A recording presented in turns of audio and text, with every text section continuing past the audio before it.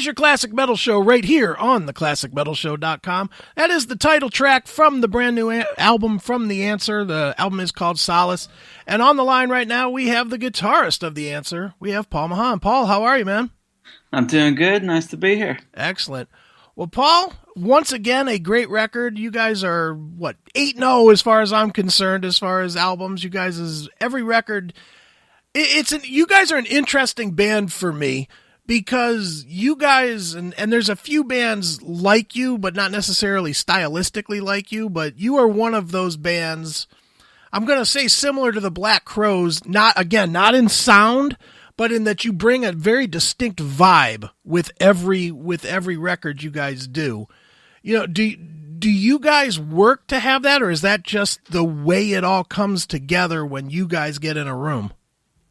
I think it's always been natural. It's something that always seemed to happen when the four of us got together. And I think there's four very strong personalities in the band, and that it leads to a little bit of creative tension at times, and it sometimes takes us a bit longer to make the records, but I think that's what keeps everyone a little bit different, or has that vibe that you're talking about. Sure. Now, do you feel that way though? Do you feel like when you hear your own music that it creates a vibe that's very distinct to itself versus?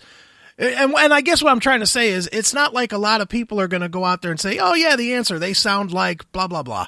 You know, you guys really do have a feel that's all your own. I think so. It's something that developed from, I think, the early days of the band when we were just playing bars and anywhere that would have us, and we we served an apprenticeship of 3 or 4 years doing that, and it it led to something unique, and we definitely took our influences from the greats and Zeppelin and the Crowes and all those guys you mentioned, and I think the blues have a big influence on us, and I remember hearing Zeppelin and thinking, those guys have taken the blues and just made it more than 3 chords, and I think the blues kind of allows you to do that, and that was a starting point for us in the early days of the band. We've come to embrace a lot more than that now, but that was certainly the way we were thinking when we started. Sure. Now, Paul, let's talk a little bit about the new record, Solace. For me, outsider that knows nothing about what went on in the studio or whatever goes on in the studio, this seems like a lot more of an ambitious release for you guys than especially than the last two, than Raise a Little Hell or Horizon. The sound is a little bit bigger. At the same time, you guys really kind of venture into some new territory on various songs. Talk a little bit about it for yourself as far as, what was the same and what felt different this time when you were working on Solace. I think, it's definitely a lot more ambitious, and we kind of, I think we've always had a reputation for being a great live band. And I think a criticism we always got was, your records don't sound as good as you do live. So every record kind of became we were trying to capture that live energy. Mm-hmm. I think you can certainly hear that on New Horizon, where it's very simple, it's very stripped back, and it was recorded, apart from the vocals, it was recorded completely live. All the guitar solos were done in the same room as the drums and the bass. We kind of a little bit of that approach again on Raise a Little Hell, but this time we kind of that wasn't a consideration. It was much more sort of building the tracks up from the foundations and layering whatever we wanted on top. I think we also recorded it in our home studio in my house, which we've been building up since the third record, Revival. And now it's in a position where we can make a full album there and take as much time as we want. So I think experience, we didn't have any expectations of how it should sound. how we should go about recording it, and we had no real time sort of restraint on it or budget or anything. We could just do what we wanted and take as long as we wanted, and we got to do a lot of things that before, people would have said, no, you can't do that, or a rock band doesn't do that, or The Answer don't do that. Right. And some of us have some out there ideas, and the people that said you shouldn't do that were probably, maybe they were right at the time, but now we kind of, threw that all away and just did whatever we wanted. And sometimes you need a little bit of someone to pull it back a little bit. And we got producers of our first record, Rise, Andy Bradfield and Avril McIntosh came on board and helped out with that and helped craft it a bit more.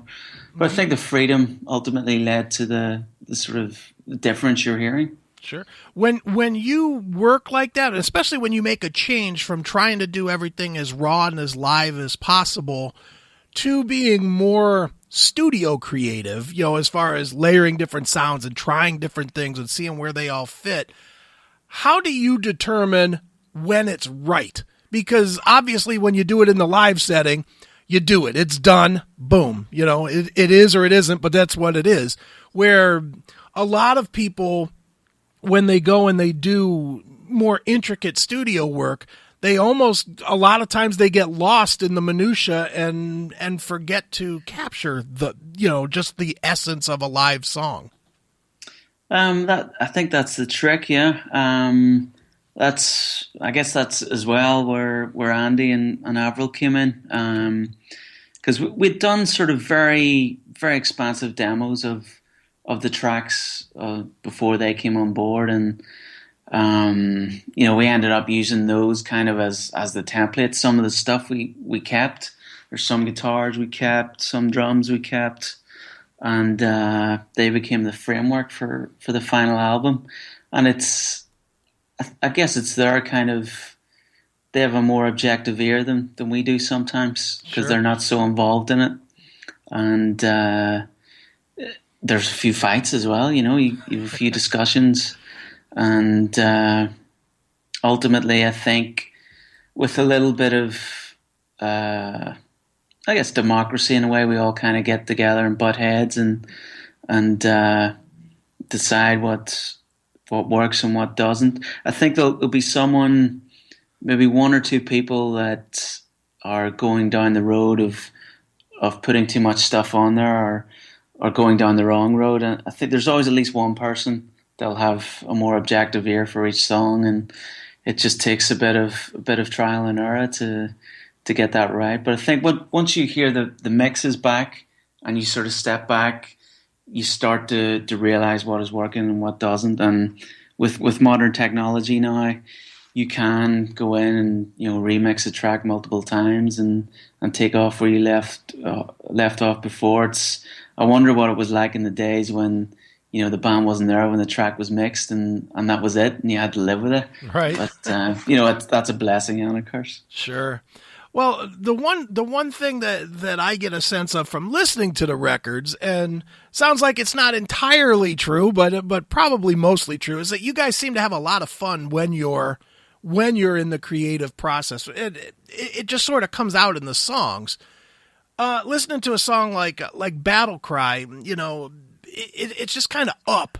Is that a reflection of you guys, or is that a purposeful move, or how is it that the songs do seem to come up very positive and kind of up, instead of the typical rock thing of today, which is kind of depressing?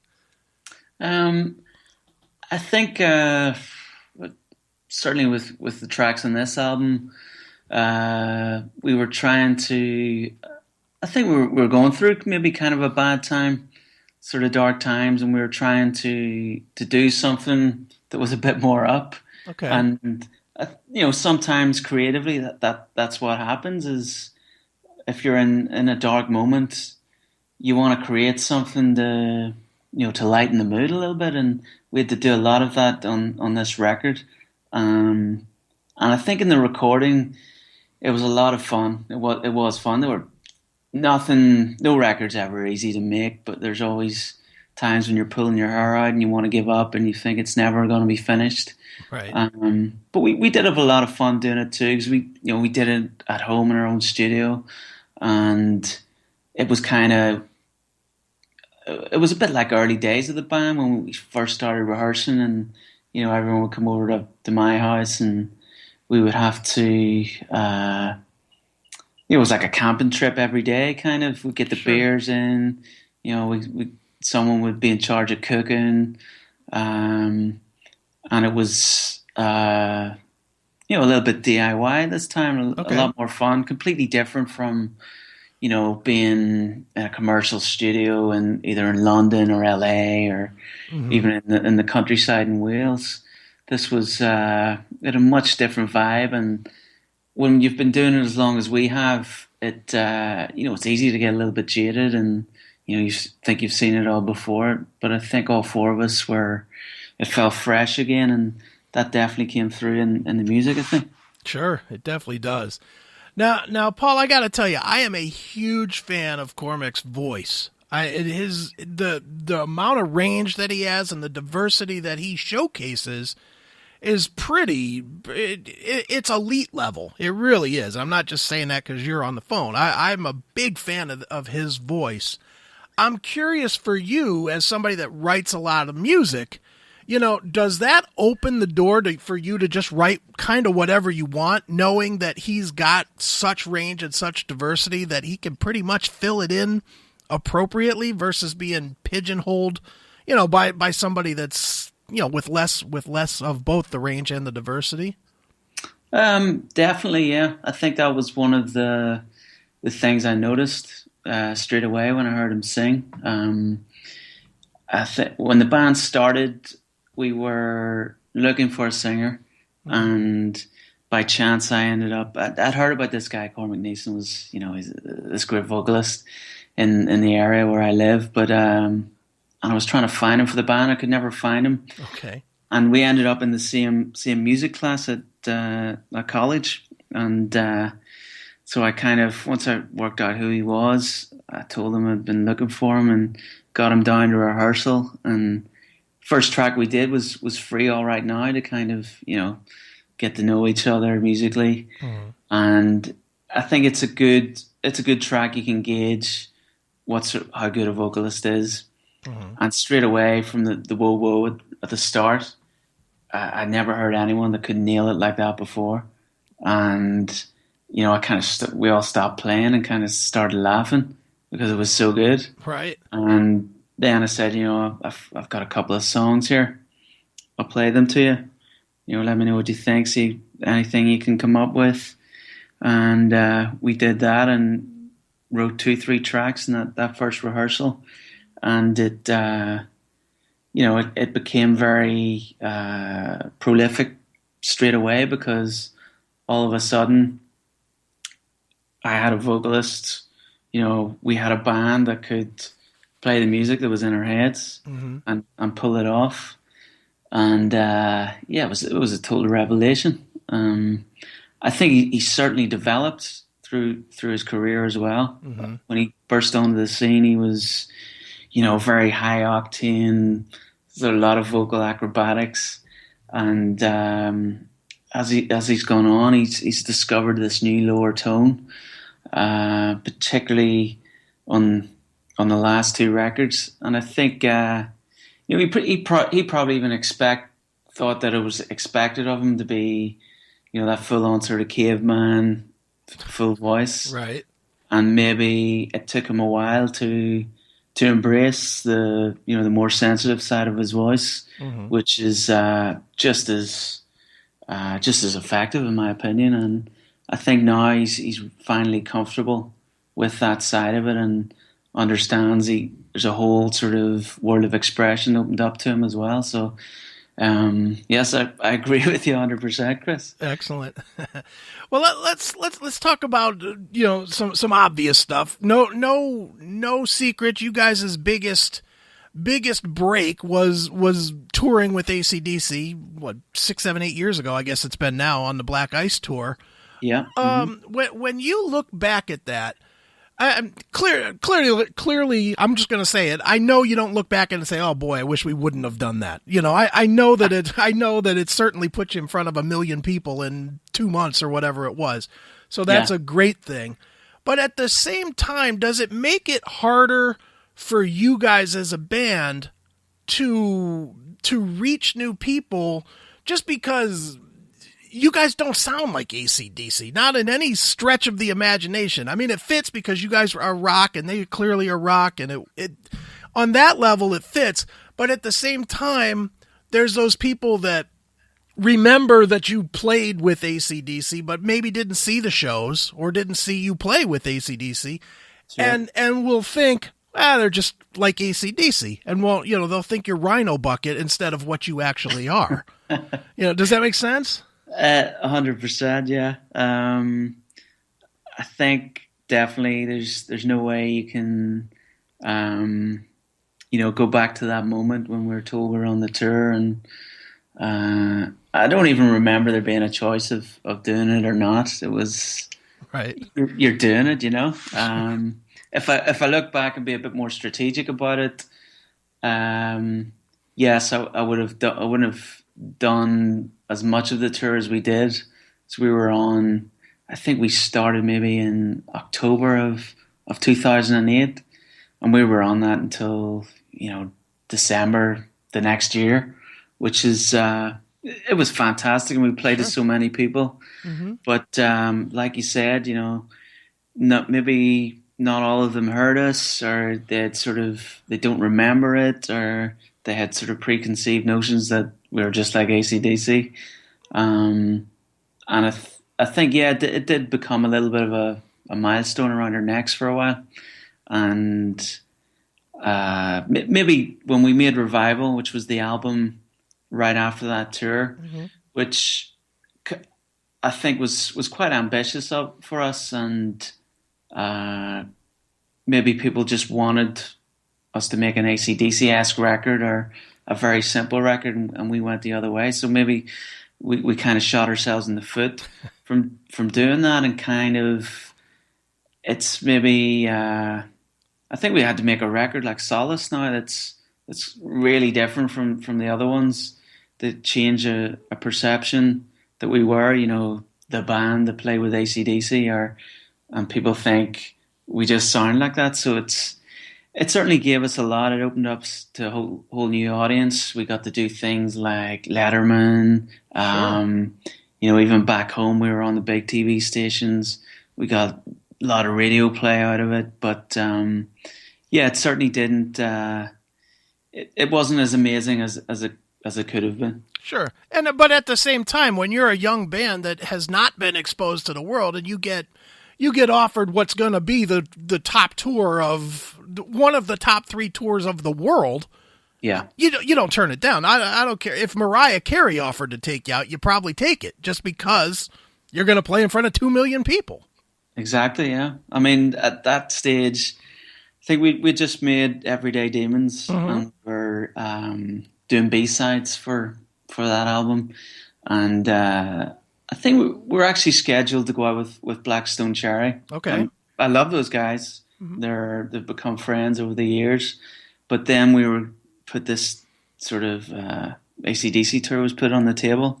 There's Blackstone or ACDC. Yeah. And no disrespect to Blackstone, but you're going to do ACDC. I've never toured with ACDC, so it was always, I think, and I'm sure if those guys were in our situation, they would have picked ACDC as well, and I'm sure any band would have, Sure. Well, if Axl Rose is willing to put aside the Guns N' Roses reunion for a couple of months to do ACDC, that tells you something. Exactly. Yeah. Speaking of that, and since you obviously have history with ACDC, what were your thoughts when Axl did that? Were you surprised, or were you just like, it's not the band that I toured with, or what did you think? It's a whole mix of those emotions, I think ACDC are kind of, they've got that whole sort of blue collar ethic that runs through them, and is very very important to their image and what they do. And I think my first thought of if Brian's not going to do it, they're going to find someone up and coming or someone unknown to do it the same way they found him. And I thought Axel in ACDC, that's never going to work. It's polar opposites, The whole what you've been led to believe. Well, I don't know Axel, but from what we're led to believe he's like, and what I do know of ACDC, that's not going to work, Right. But I've heard some of the stuff. I caught a show, and I thought it's actually quite good. Right. It's, it works in a way you wouldn't expect it to, and he's doing an awesome job for them. So I think I know in Europe, I remember hearing there was like 20,000 tickets were returned or something when Axel was announced as the lead singer. But I think 20,000 people missed out on a bit of a treat there. So I was very surprised, but it worked. Sure. And I'm sure those 20,000 seats didn't go unused. I'm sure someone else bought them. I'm sure they did, yeah. No doubt. Well, let's swing it back around to the answer. You guys are obviously getting ready to go and do some touring with the Dead Daisies. How did that tour come about? I guess we kind of know those guys. I know Doug and Marco. Okay. And Brian quite well from Whitesnake days, and we bump into them a lot, and it was just put to us, that those guys would like to go out with us in the UK. Great. And so we thought that sounds great. That could work.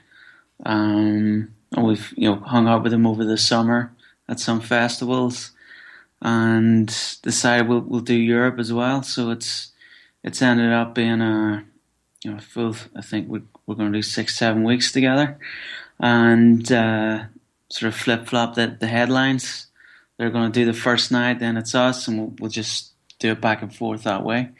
And I think there'll be a little bit of collaboration along the way, where we might join them for a track some nights. Okay. And obviously there's some songs in the new record that would benefit from another guitar player, so hopefully Doug will get up and do a track with us some nights as well. So it's going to be a real kind of family atmosphere, and really looking forward to getting out with those guys. Excellent. Well, the new album, as we said, is called Solace. It is by the band The Answer. And Paul, as a tradition on the show, we always wrap the interview up with the artist choosing a track from the record. So what would you like us to wrap the interview up with?